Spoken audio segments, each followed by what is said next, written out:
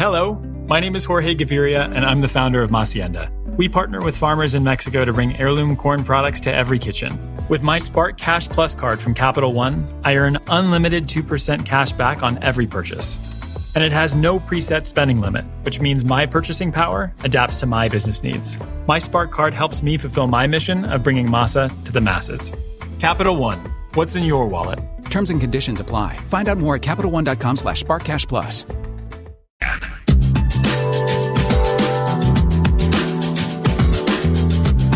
Don't miss out. Earth, Wind, and Fire are set to light up the stage with their timeless hits and electrifying performance. Secure your tickets now to see them at the Ledge Amphitheater on August 10th and get ready to groove to the legendary sounds of this iconic band. Get all the details now at KFAN.com. Keyword calendar. We've been really fortunate. We've been very pleased with the way the offseason's gone for all of our guys. We could go up and down our roster, but we've gotten a lot of the outcomes that we've wanted to this year. So Correa, Buxton, Royce on the position player side, they came out of things really well. And Joe Ryan on the pitching side, his offseason went very smoothly. So I'm getting a chance to watch him throw his bullpens right now. He looks great.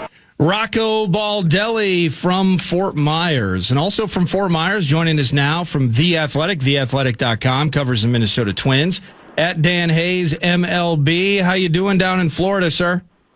I'm doing well. Hey, John Bonus wanted me to tell you that he missed your Musk and can't wait to talk to you later this week. So. No, I'm excited. I miss his Musk as well. I miss him and Chrissy, and I can't wait to hear what Chrissy thinks about the Super Bowl. It'll be good to catch up with them. But they're all over the freaking planet these days. And I know. And they just happen to, at least for a short period of time, I don't know how long they'll be down there. They'll be down there with you and this baseball team trying to put the pieces together. You heard Baldelli speak and Derek Falvey addressing the media as well. How are things down in Fort Myers as it is at this moment? I mean, look, when you're on the first and second days of school, there's always good vibes, right? Like everybody's excited to be back and happy to see each other and all that stuff. And I think that actually carries over here. You know, it's funny. This is largely the same team that ended last year and was in a horrible way at the end, going 12-27 over the last quarter of the season. But dudes are hungry. You can tell. They came to camp ready to go. And I know that Rocco was talking about the injury front there with all those key guys. You know, it did go well for the Twins. You know, you look at Carlos Correa right now, and he's in better shape than he normally is, and he's hyped. And I do think that there are a lot of people that took last year's ending and used it as motivation this offseason just to be ready to go. And I mean, look, the one thing that's great about how it ended last year is time heals all, as far as the bad feelings, the negative feelings that everybody endures over that 6-week stretch. And then you just get going. And I think this is a team that has a lot of really good professional leaders as far as the club to go and keep guys on their toes and coming in ready, because this team is primed. And it's funny that some of the same things that hurt them last year should help them this year. And I'm specifically talking about the fact that they didn't have pitching depth last year really forced some young guys into spots that they weren't ready for. But now those guys have a lot of major league experience. And when you come into camp feeling like you have 7 starting pitchers to choose from that at least have pitched at the major league level, and you could still argue about Zebby Matthews' readiness and how David Festa comes into year 2, but at least those guys won't be pitching at the major league level for the very first time the next time they're here. And there's a lot to say for that. Now, this is a team that figured out how to score a bunch of runs, 4th in the American League last season, while missing significant pieces of the big three, that being Buxton, Lewis, and Correa, of course, all 3 of them finding their way away from the game for extended stretches. But I heard Derek Falvey kind of talking about, and of course it's an A topic, keeping these guys healthy, but, you know, in the frame of mind that, you know, we don't want these guys chasing their health throughout the season. It sounds like as of this moment, everybody's feeling pretty good. Yeah, it does.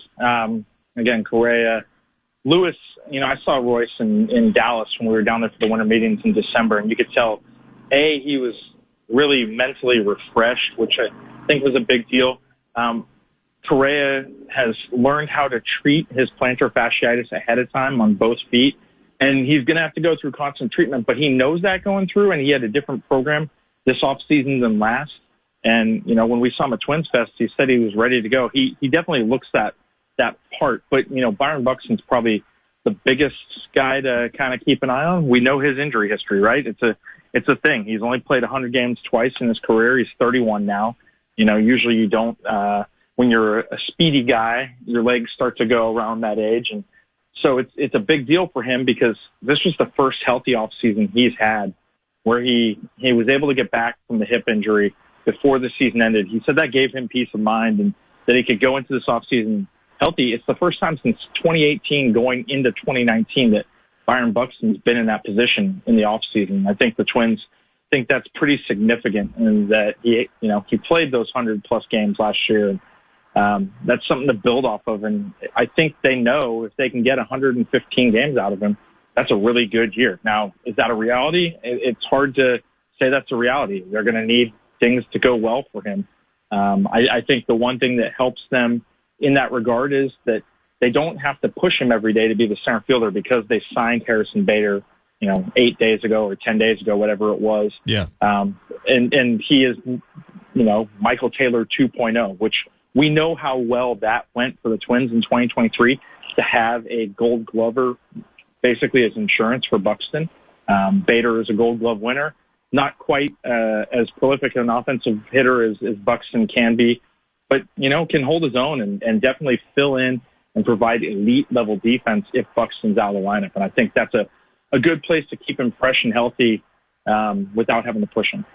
As we've talked about the Minnesota Twins, Dan, and just kind of things getting underway in Fort Myers, one thing that's kind of popped up, like, who's this Ty France cat? Like that, and some kind of not alluding to, but maybe wondering if the first base spot had been neglected. Is that all good? Like Jose Miranda maybe in line to step in various spots? I think they wanted some stability, just someone that's, played first base more than the other guys because Jose Miranda's got 90 games at first base. He's not a very good defender. His bat certainly could get him into a lot of action because we've seen, he slumped just like everybody else at the end of last year, but he still had a really good summer, especially in the middle, was carrying the team similar to what he did in his rookie year. And I think he could see time, but it was just good to get a veteran that, has been there. Edward Julian's played 19 innings at first base in his career.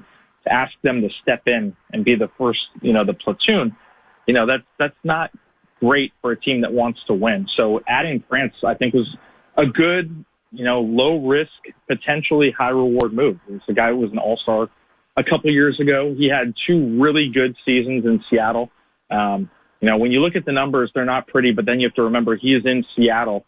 And, when I say not pretty, he still hit 283. He was an all-star. He had a nice slugging percentage above 450. He's a good hitter. His OPS plus was like 127 for those 2 years, and the average hitter in baseball is 100. So he played it, basically hit it like an all-star level for those 2 seasons. He hasn't quite been the same since 2023. He had a bad year that year. Last year he went into it. He got too analytically heavy, I guess, and he said he's a feel guy, and he had the worst year of his career, and he was a little bit below average. I think that, taking a risk on him is not terrible. The Twins took a risk on Carlos Santana last year. It cost them 5 times as much, and that paid out really nicely. So, just bringing somebody in who's a good, solid hitter, it sort of reminds me of Donovan Solano and that move at the end of 2023 spring, because Ty France definitely has that line drive type approach that really can find its way in an offense. And for the first time in his career, he's really not having to be in Seattle every day, which is got to be relieving for hitters because, his first 2 seasons were at Petco Park, which is also a pitcher's park. And then you go and play in Seattle for 4 years, the kind of stuff that can mess a hitter's head up. And now he's at Target Field, which is a pretty fair hitter's field. Hey, when the way that you're kind of putting things together, and every time that we have a Twins guest on, how the vibe is with things is it's almost like there's a caveat. You mentioned it's worth the risk. They took a risk. It paid off. And you mentioned some things. I'm curious, covering the team and trying to keep people informed. Do you ever just kind of you get exhausted a bit in terms of, where they're constantly at your door with the pitchforks, Dan? I mean, you didn't put the team together, but yeah. Whether it's the pitching staff, it's, well, if this guy stays healthy, if this guy can find the thing that he had in his soul 2 years ago, there's always a little bit of a caveat or an asterisk when we're talking about building this thing. Yeah, I mean, there's skepticism, and it's healthy.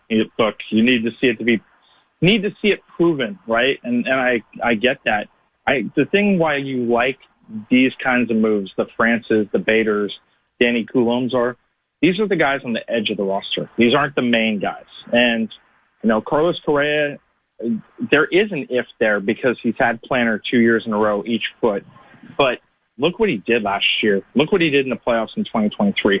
It's still in there. Byron Buxton had a great year. It's still in there. Royce Lewis, we know there's the potential there. And those are star guys that, you can see it easy. It's a lot easier than the what ifs with can Ty France rebound. If Ty France was your second or third best hitter on this team, man, you would not be feeling very good about this. But we haven't talked about the Matt Wallners who, last year he came into camp so heavy as far as he was doing too much weightlifting that he couldn't find his swing. He was too stiff and immobile in his swing until like the end of May, June. And then you look at what he did from when he got back to the majors, July on, he was electric. And you've got Trevor Larnach who found some things last year. And you look around and there's other guys. Brooks Lee was not as good as he should have been as a rookie. He hit .221.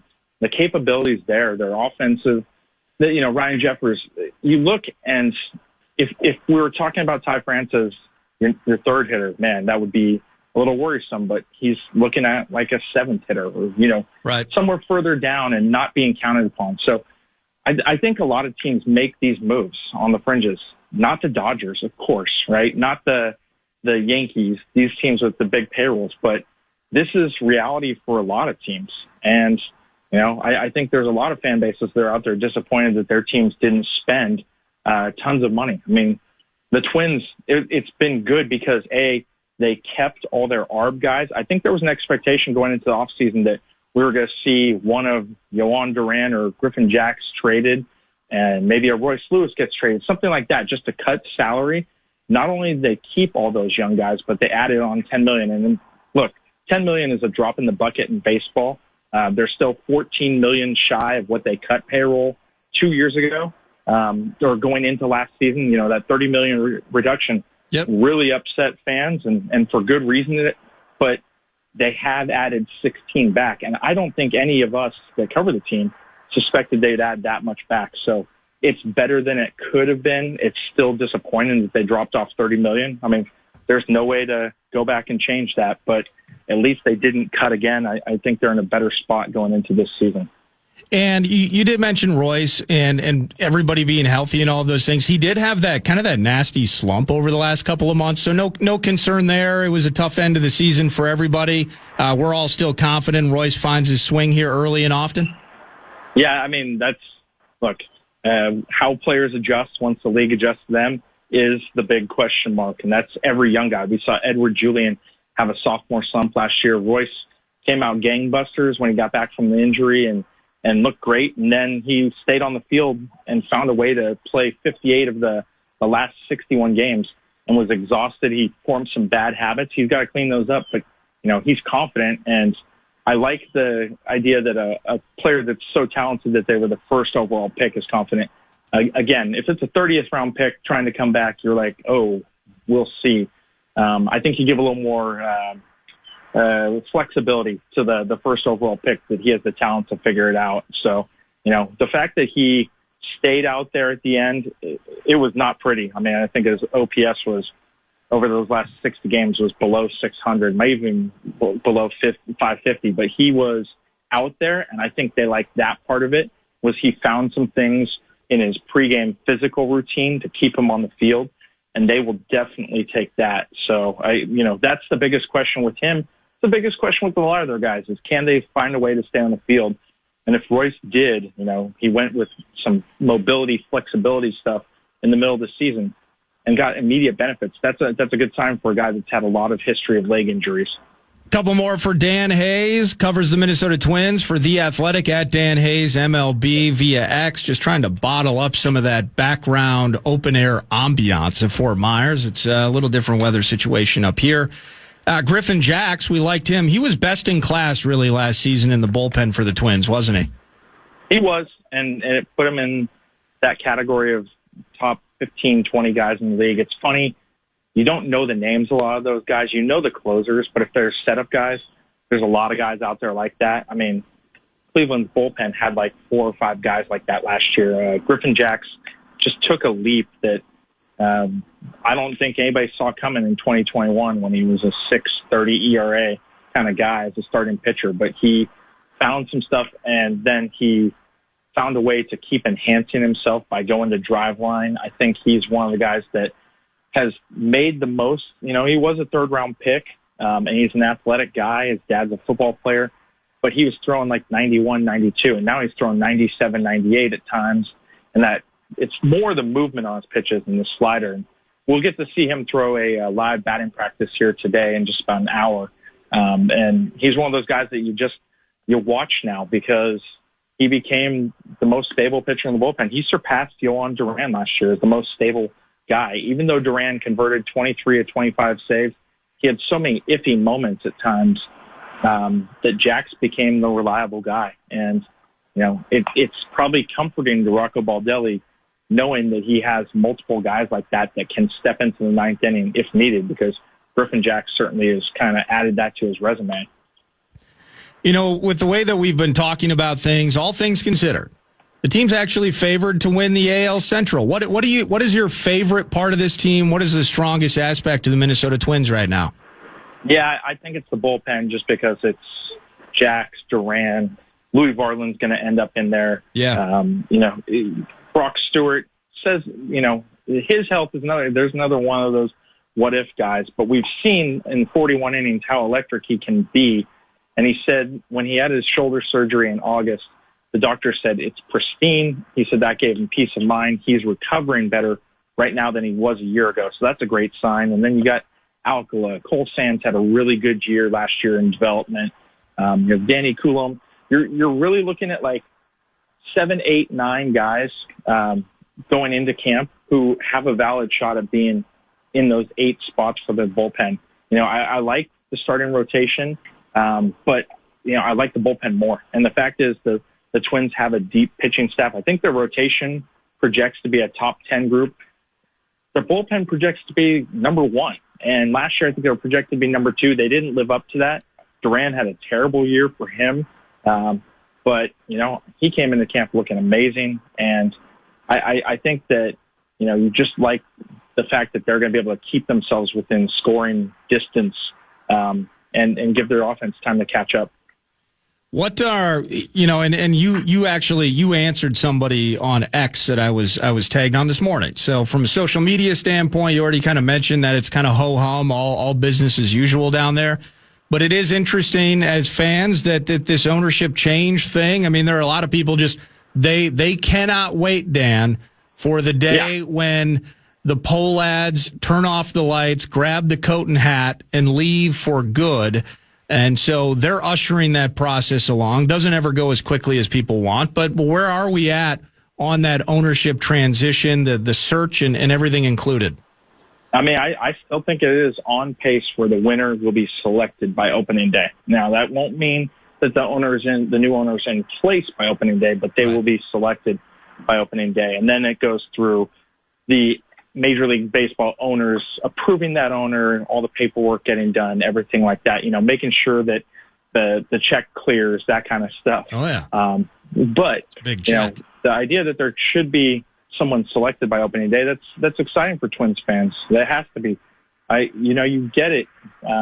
Even before I got to Minnesota, I knew of sort of the reputation of ownership and how they were perceived amongst the fans. And before I got there, I'd heard the phrase "cheap pull ads," and I was like, no, no way. And honestly, they spent more money 2 years ago than they ever had before. The last 5 years, it's unfortunate that they cut payroll going into 2024, especially the timing of it. It was terrible timing.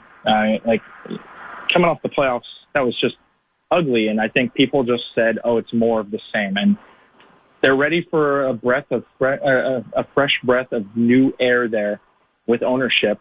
And, 40 years is a long time. So I can understand why people are excited. Also, it is going to be incumbent upon Twins fans to start showing up and show that this is just they're waiting for new ownership. Because honestly, like the team, I think the first 2 years at Target Field drew 3 million fans. They haven't drawn 2 million in the last 5 years. And that is a significant chunk in revenue. You can look at what MLB estimates the average fan spends at a game. I think it's like $50, and a million fans at $50. Just do the math. That's a lot of revenue that's gone. I think that if fans, one, they get to see them on TV this year, that is great.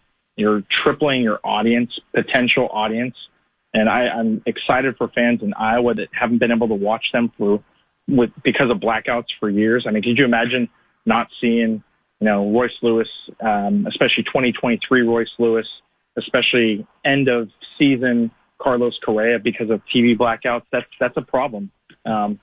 Hopefully things align for the Twins as far as getting their fans back on board, because this franchise needs to find a way to reconnect.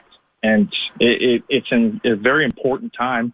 And it also comes at a time when the farm system is flush with talent. There's a lot of talent on the major league roster. So it seems like a good time to maybe reconnect, but we'll see. We will see if that happens or not.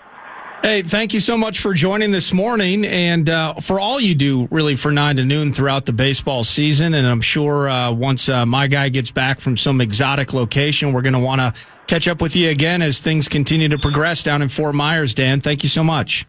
Absolutely. And hey, I'm going to make sure to give John a big hug for you today when I see him next. Oh, bear hug him for sure. I love Bonus. That's awesome, man. Say hey to him. And if Chrissy's there, say hey to her as well. All right. And then, you know what? She got the Eagles win the other day. I'm just going to ignore her, continue to ignore her. She's doing fine. Yeah. Good luck with that tactic.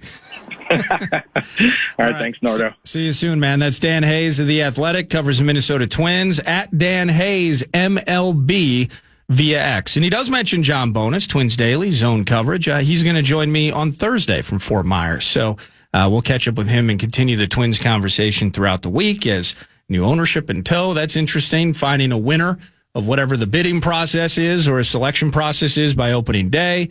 And then the changing of the keys. They got. There's a lot of doors at Target Field in the corporate offices. They got to change all the locks.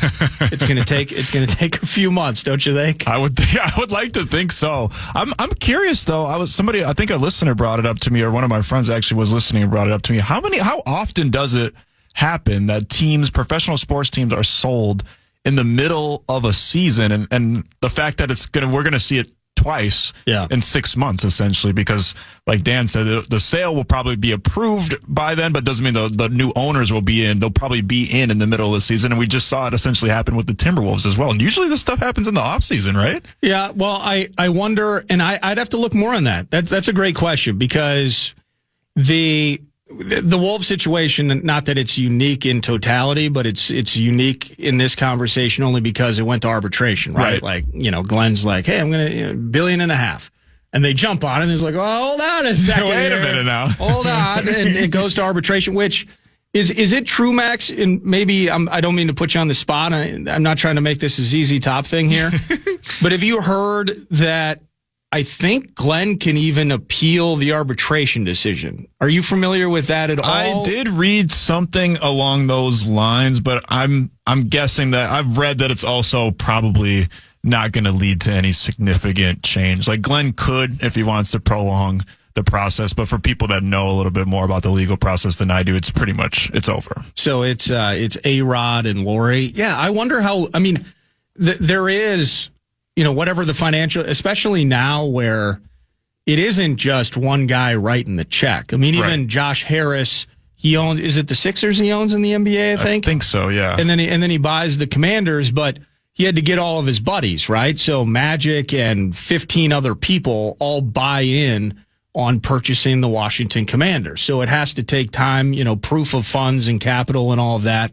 and changing hands, clearly that, I guess that takes time. And so, but as long as it doesn't upset maybe the day to day, no big deal. Right. But that's a good question. I'm not familiar with, how many times this has happened and how many times, has it been on the forefront of people's conversations in season. It'd be a distracting thing, I think, for sure. Yeah. And to some extent, like you're watching Wolves games and you see Glenn down there, and then you see A-Rod and Lori, and it's really flashy, and there's some blonde next to him and the whole thing.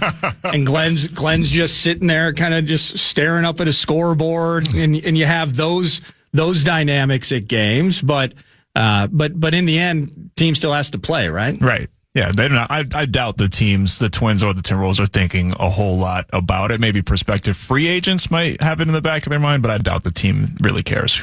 Yeah, and in that sense, on the day-to-day sense. And whether it's the Wolves, I guess both are kind of the same, aren't they? Where if you're a Wolves fan, and many people have done this since the arbitration bit, but many people are excited to see Glenn walk off into the sunset. Would you say that is accurate? Yeah, I would say that's pretty accurate. Me and PA actually talked about it last week, and he was kind of questioning where this sort of vitriol towards Glenn Taylor comes from, and we kind of parsed it apart over the years of all the little accumulations that have happened. But yeah, and we as Wolves fans don't know what A-Rod and Mark Lowry are going to be like as owners, but it's kind of like the same thing that Dan said.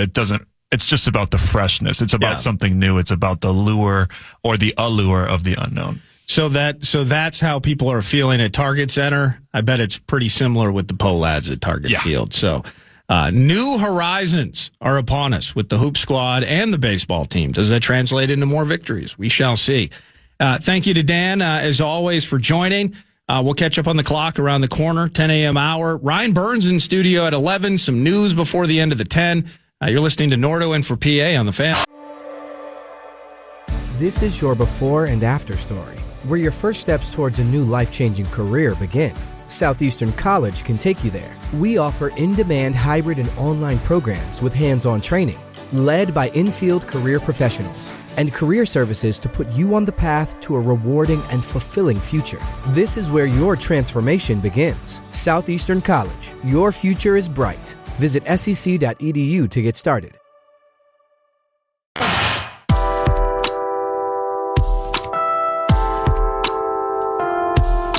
Listen up, Minnesota. Comedian Nate Bargatze is bringing a second night of laughs to the XL Energy Center. Don't miss out on the hilarity when he takes the stage on Sunday, July 27th with the Big Dumb Eyes World Tour. Tickets are available now. Get all the details at KFAN.com, keyword calendar.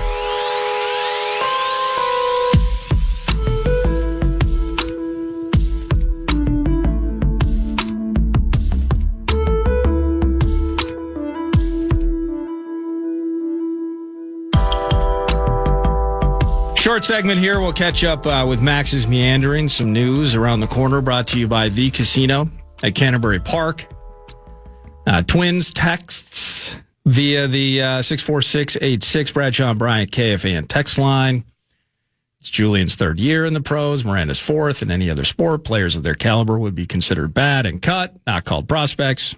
Fair.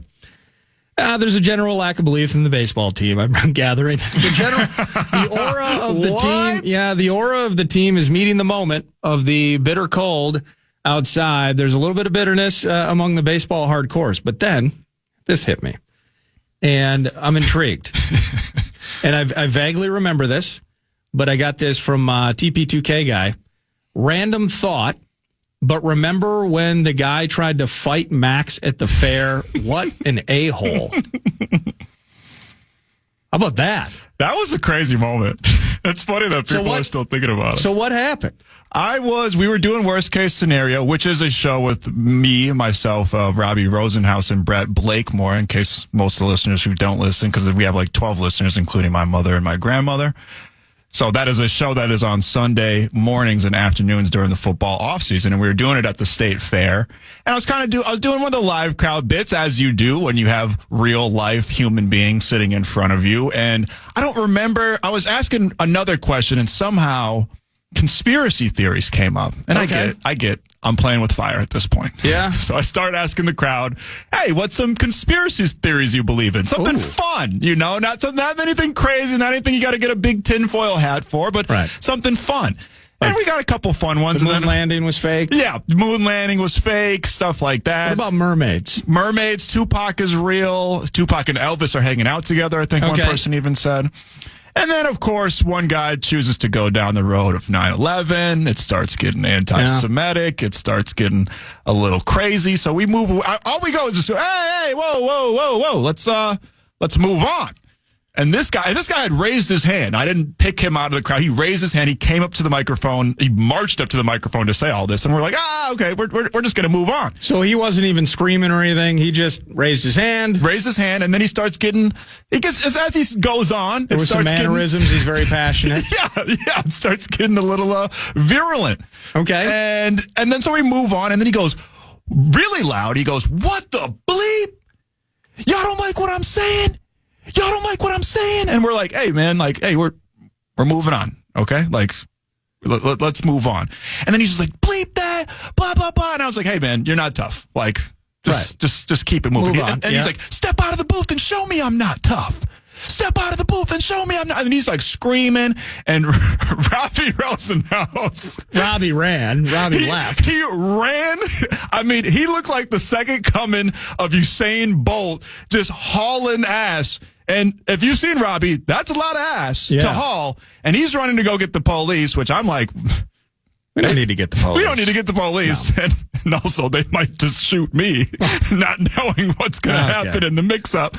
And then Brett Blakemore you could have turned off the lights and Brett Blakemore would have been under the covers before the lights turned off. If you flicked the switch. He went and hid damn near under his desk. The Midwestern sensibilities taking over. Terrified for fight or flight. Terrified for his life. Yeah.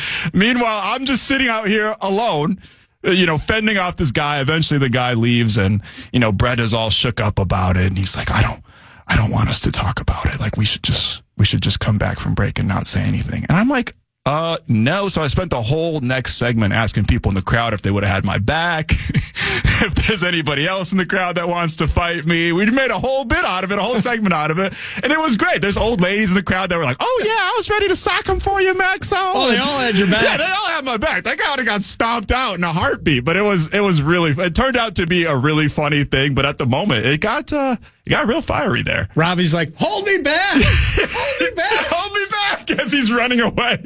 Hold me back.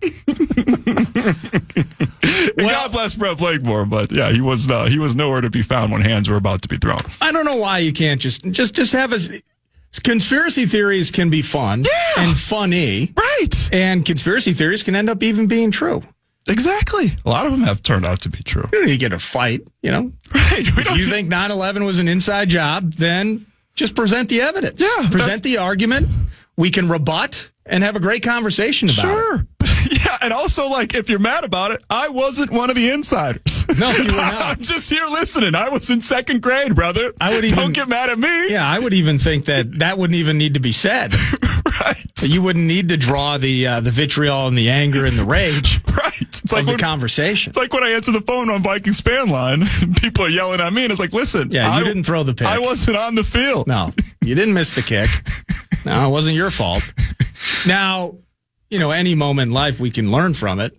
We're not going to ask about conspiracy theories next year at the fair, are we? Never again. I'll never ask a person with a live mic within 5 feet of me about any conspiracy theories that they believe in. I was playing with fire, and your boy, he had the Michael Jackson afro afterwards because I got burned. And at the state fair, I'm not condoning profiling. But you can kind of take a peek and just kind of, maybe I'm not going to ask this person that particular question. Yeah, for sure. We're not going to put that person on the mic. For sure. In retrospect, maybe I should have asked him about ICP. He looked like a passionate juggalo, one of the members of the juggalo community, possibly. Oh, he was Dav's buddy. Yeah, he might have been friends with David Suavid. Yeah, pen pals from the gathering. Must have been nice. It's It's weird because Dobbs heard this, but he heard it from his perspective. Yeah, right. So I wonder what he thinks about it. Dobbs is hearing it from the guy. And he's like, wow, this Maxx guy's a real jerk. Yeah, this guy sucks. He's denying the truth. Unbelievable. Read a book. My goodness. All right. Well, let's do this. Let's pause, and then I'm going to let you take the wheel on Max's meanderings as we jump our way back to sports. And then don't fight me over it. Yeah, no fights. No reason to fight people on a Monday. Or, well, actually, it's a Tuesday now. My goodness. President's Day, another grand holiday, messing the whole thing up. But on a Tuesday, where it's all love here, 9 to noon, and some news. It's Ryan Burns around the corner at 11, and we're having fun 9 to noon on the Fan. With so many options, why choose Arizona State University? For me, the only online option was ASU because of the quality. Their faculty was really involved with their students and care about your personal journey. The dedication to my personal development from my professors, that's been extremely valuable to me. Earn your degree from the nation's most innovative university. Online. That's a degree better. Explore more than 300 undergraduate, graduate, and certificate programs at asuonline.asu.edu.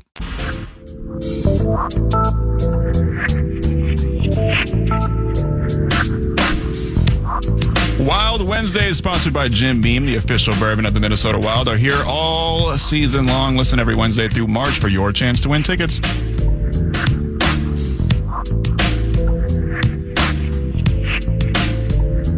Just want to let you know, Max, that I'm going to stand there by you.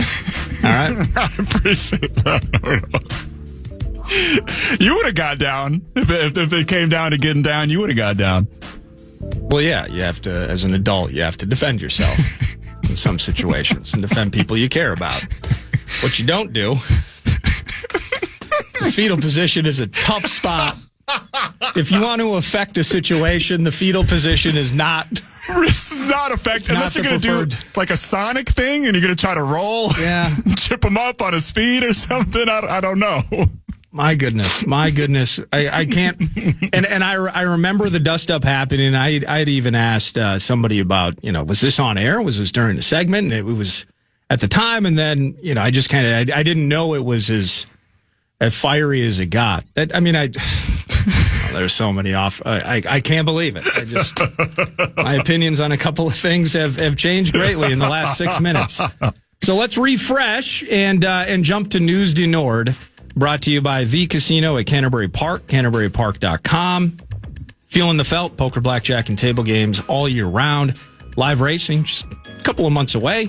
Late April, early May. Looking forward to that. CanterburyPark.com. Max's Meanderings, where are we headed first, sir? Sticking with the theme of throwing hands, the rematch everybody wants to see is going down on Thursday night as the U.S. will take on Canada in the Four Nations Face-Off final. After Canada beat Finland 5-3 last night, the U.S. lost to Sweden, I believe, 2-1, that had already secured their spot in the final with their win over the Canadians over the weekend. So it kind of feels this way, I guess, getting back to defending yourself you were so excited. I was. You as in me. And many watching. NBA All-Star Game. Sadly, while it's cool to see some of the players, it's just not exceptionally entertaining. No. And the NHL All-Star Game is replaced with this Four Nations Face-Off. Saturday night is electric. 3 fights in 9 seconds. The aura of it was Game 7 Stanley Cup-ish. And in some ways, this kind of feels like I hope it doesn't turn into your cheap shot a guy that's 3 times your size from behind and he gets stunned and then you're doing some sort of self-satisfying laugh and then he turns around. Because that's what USA Canada Part 2 could be. Yeah, it could get messy real quick. You got the Tkachuk brothers both potentially injured. I know Brady, the elder Tkachuk, left in the Canada game on Saturday. Brady Tkachuk leaves yesterday's loss to Sweden. Tough day for Ottinger because he played pretty well. Americans just couldn't find the net, so it was disappointing not to get the W there. But I hope it doesn't turn into that. It doesn't turn into we got them good and we're laughing as we're walking away, but then Canada just comes back like a freaking hurricane. So I hope that doesn't take place, but it all lines up for Thursday. As good as Saturday was, I do want another helping of it. It's going to be in Boston. No need to boo anthems. Let's just play hockey and have fun with it. And it'll be a great send-off of this exhibition week before the Minnesota Wild. I think they're at Detroit on Saturday. But this game's going to be awesome. I'm fearing that the Americans might not be healthy into Thursday as it's lining up right now. But it's going to be a super cool day on Thursday leading up to and ultimately getting to see puck drop on Thursday night. Moving over to Wisconsin, according to several reports, there are strong indications that Green Bay and Jair Alexander are done with one another. Alexander's unavailability is the biggest reason why the Green Bay Packers appear to be ready to move on. I got this from a unnamed source, King of the Rubes, single season ticket, multiple sports. I was in person for this story. Guy was drunk. Maxx restrained himself. It was touch and go for a bit. So that's one eyewitness according to Jimmy, that things got hot. Things did get hot. I did restrain myself because I was ready to throw this afro pick out of my hair like a ninja star, take somebody's eye off the board real quick. Jair Alexander and parting ways. That's kind of the vibe of what they're saying. It seems like that's both sides are done with one another. Yeah, and I was listening to somebody from Milwaukee reporting on this yesterday afternoon, and it was kind of the idea that Jair really, since he came to Green Bay, has kind of been a pain and a thorn in the side of many within the organization. But how does he compensate for that? He compensates for that by being one of the better corners in the NFL. Garners a huge contract extension. At one point, he was the highest paid corner in the NFL. Last couple of years, though, whether it be injury, he's going out there for coin tosses, he's not even a captain. Things got weird. He kind of remained the thorn in the side, but then he also was no longer that one of best shutdown corners in the NFL. And let's just remind ourselves of this. He was very, very good, is potentially still very, very good. Couldn't stop Adam Thielen, though. He just couldn't do it. He didn't have a shot against AT-19. There's no doubt about that. Yeah, so he's going to become a free agent, and he's going to be a name I personally would stay away from Jair Alexander, but he's going to be a hot name in free agency. Not surprised with how those things have played out there, that he's going to be going elsewhere last couple of years, whether it be injury and him just kind of, is once you start getting the question of somebody being hurt and are they ready to come back, but they're not, and then just kind of the game playing that goes on behind the scenes, it's probably time for that tenure to end. And he'll be a free agent, and we'll continue to torch the Packers secondary until further notice. Yeah, there seems to be a trend with some. There's similar stories across the NFL over the years where it's talent and tolerance, and there's a correlation between talent and tolerance. And once the talent starts to wane, so does the tolerance. Yeah, very much so. To pay off the tease from about an hour ago, the Cincinnati Bengals are reportedly going to try to retain Jamar Chase, T. Higgins, and Trey Hendrickson and sign them all to new long-term deals. Reports indicate that they'll put the non-exclusive franchise tag on T. Higgins in order to give themselves more time to find a long-term deal for the wide receiver. And obviously Chase is coming off a Triple Crown season, while Trey Hendrickson, this blows my mind, he's coming off his second straight season of 17.5 sacks. Yeah. My God. I don't know how they're going to have the money for this. I don't know how they're going to have the money either. Trey Hendrickson, when he was with New Orleans, and he ultimately was going to be a highly touted free agent. The idea was he a one-hit wonder. I think he had 12 or 13 sacks his final season with the Saints. And then he goes to Cincinnati, gets like a $3 and a $40 or $45 million deal, and it's like, whatever, maybe they overpaid for him. Classic contract year into free agent deal. Trey Hendrickson's only gotten better. Now, as you also look at the Bengals, and whether it's the Dirty 30 or you're just interested in mock drafts and you're looking, this is a Bengals team. Yeah, Trey Hendrickson was getting to the QB. Yeah, Trey Hendrickson is going to get some form of large bag that I believe will be filled with fresh American currency in the next month or so, or at some point this offseason, certainly. They still couldn't stop the run. The defense was a complete disaster. And despite the MVP-like year that Joe Burrow had, they were still getting beat. They were getting beat in big spots, couldn't stop the run, as I mentioned, and they were bleeding yards all over the place. So Trey Hendrickson, as an individual, he's a marquee pass rusher, and they need to find a way to keep him. But I am interested in terms of you're going to, because we saw this here in Minnesota. You try so hard to keep the guys that you drafted, or you try so hard to keep your stars, which in some ways you want to do, obviously. But does that take away from your ability to solve real problems that exist? And getting to the QB with Trey Hendrickson, not a problem. All in all, defensively in that front, constantly creating pressure and stopping the run, that is a problem. And Trey Hendrickson can't do all of those things by himself, as evidenced by what the Cincinnati Bengals were putting on the field last year. So I'm interested to see how they match. Like, okay, we want to keep our big dogs, but man, we have some issues specifically on the interior of the line. The Bengals are going to be a team, by the way, if we were talking with Thor and Kenneth Grant and some of these defensive interior man-eaters. The Bengals are going to be a team that potentially ahead of the Vikings will snipe the Vikings for a name that you might like into Thursday night's draft of the first round. So that's where their heads are at. T. Higgins, he's terrific. They do need a secondary all-star type, or excuse me, we're talking about the NFL, so Pro Bowl, all-pro caliber second, and that's T. Higgins. If they tag him, you said it's the non-exclusive tag, yep, which if I believe is correct.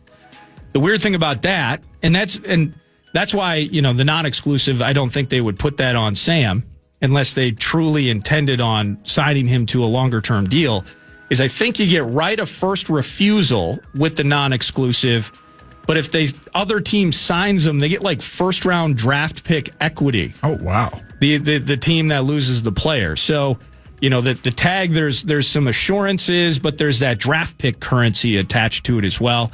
But yeah, they got to keep their big timers, and I'm just curious if they're putting all their eggs in too few baskets with the Bengals. As for the Vikings, I still don't. I don't anticipate Sam Darnold being tagged. I do look at Byron Murphy. Jr. Maybe Cam Bynum, but I look at Murphy Jr. in particular, given the situation with the secondary. Byron Murphy Jr. potentially being a guy that is tagged for the purple. Anything else? One last little tidbit. It's been no secret that the Rams are probably looking to move on from Matthew Stafford, and it's reports are indicating they could be interested in signing Jimmy Garoppolo as a bridge quarterback for the season, or maybe the next couple seasons. Yeah, Jimmy's still around, isn't he? He's still hanging in there. Jimmy's still doing his thing. He's still doing his thing, and he's probably still getting moms in whatever city that he's in, because he gets the ladies, man. Wasn't he? There was some bit earlier in his career with the Niners. Maybe it was right after he first arrived from New England that it went viral. He was with either an adult film star or an OnlyFans model. Yeah, he was at with a dinner. He was with an adult film star, and I believe that every single time he was referred to after that on First Take, Stephen A. Smith referred to him as P-Star Jimmy.